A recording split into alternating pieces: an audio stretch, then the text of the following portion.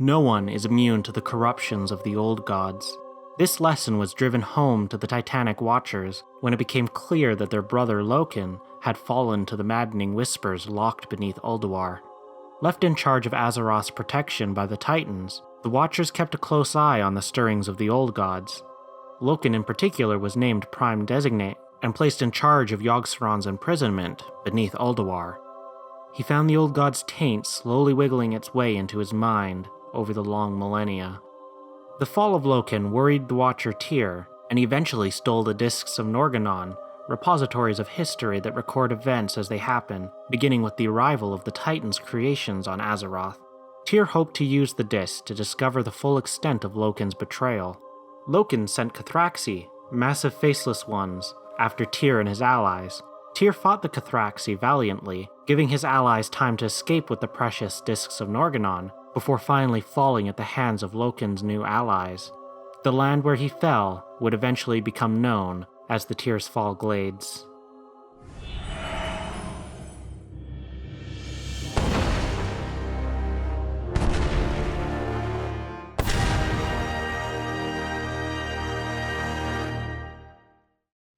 Millennia after the fall of Tyr, the Sundering would split the continent of Kalimdor into several pieces.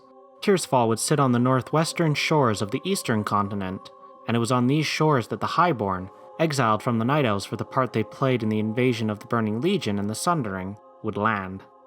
The High Elves settled in Tirsfall for some years, hearing from the primitive tribes of humans the legend of the brave metal-skinned guardian named Tyr. The Highborn detected powerful energies emanating from the land, and believed them to be ley lines, conduits of energy running through Azeroth.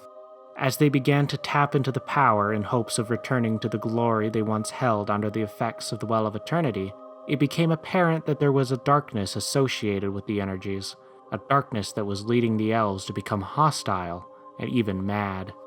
Eventually, their leader, Dathramar Sunstrider, opted to lead his people further east, where they eventually found a strong cluster of ley lines and founded the great kingdom of Quel'Thalas. For another 4.5 millennia, Tirsfall would be mostly left alone, home to a few wandering tribes of humans. Then rose the kingdom of Arathor, under the banners of King Thoradin. Thoradin gathered the numerous tribes of humans, built the capital of Strom, and led the humans in an alliance with Quel'Thalas against the Trolls, in a clash later known as the Troll Wars. Once the war was done and the kingdom of Arathor stable, Thoradin left the capital in search of knowledge. He wished to find the origins of humans, and eventually came across the tomb of Tyr. There he discovered Zakaj, one of the beings that slew the mighty Tyr, and accidentally woke the beast. There Thoradin died, but not before using his sword, Stromkar, to ensure that Zakaj couldn't leave his eternal prison. Following the wars, Arathor began to expand, and Tirsfall was rich in fertile land. On the southern borders of the Glades, the city of Lordaeron was erected, and farmers began to settle across the lands. It was also in these glades that High Elves from Silvermoon and Magi from Dalaran began to meet in secret, vowing to protect the world from any and all demons. They named their vigil the Council of Tirsfall, and empowered powerful champions to spearhead their cause, the Guardians of Tirsfall. When the Council of Tirsfall named Medivh as their guardian, they didn't sense the evil slumbering inside him. Medivh had been possessed by Sargeras at birth, and when the time was right, the Dark Titan took control of Medivh and opened the Dark Portal, allowing the Orcish hordes onto Azeroth. Stormwind eventually fell to the alien army, and the horde continued north, onto the very doorstep of Lordaeron.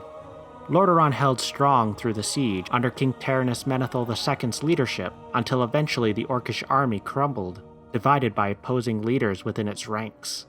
Lordaeron would push the hordes from their lands, and under King Terenas, the kingdom and its surrounding lands would continue to prosper. But the orcs were sent by the Burning Legion, and the Burning Legion does not take defeat lightly. It was east of Tirsfall, in the lands now called the Plague Lands, that the plague of undeath began to spread.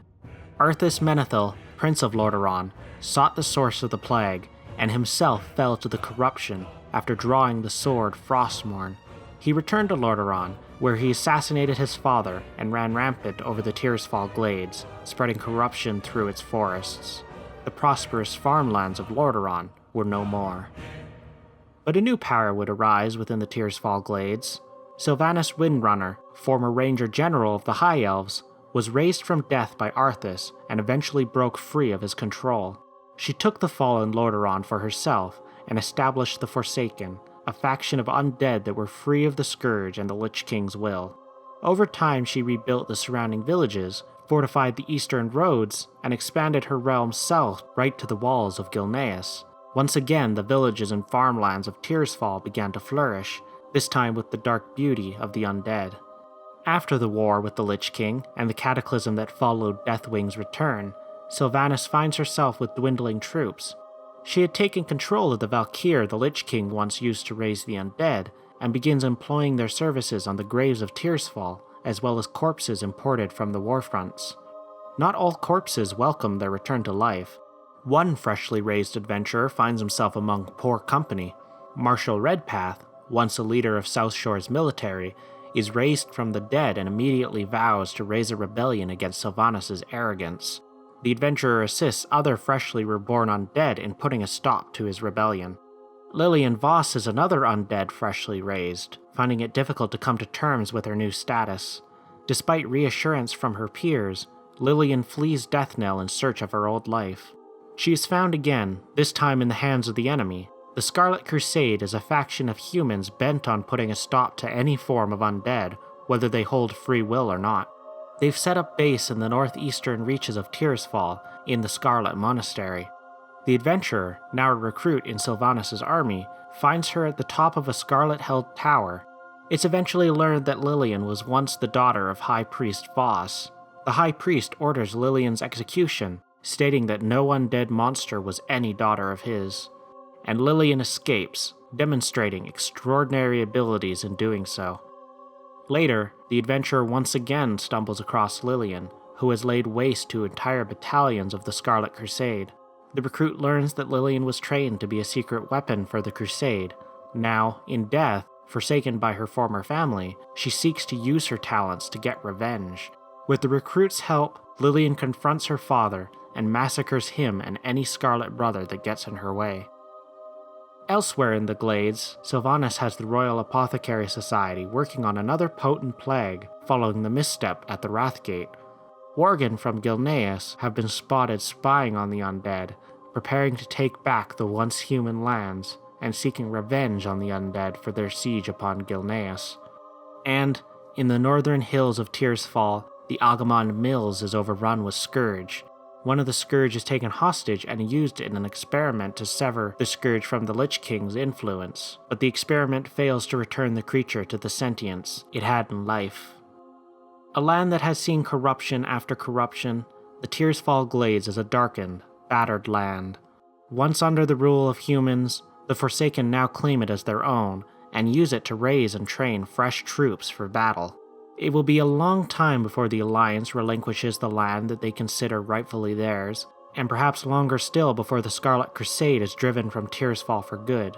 But until such time, the Forsaken will continue to fight for their freedom, and carve out a section of Azeroth that they can call their own.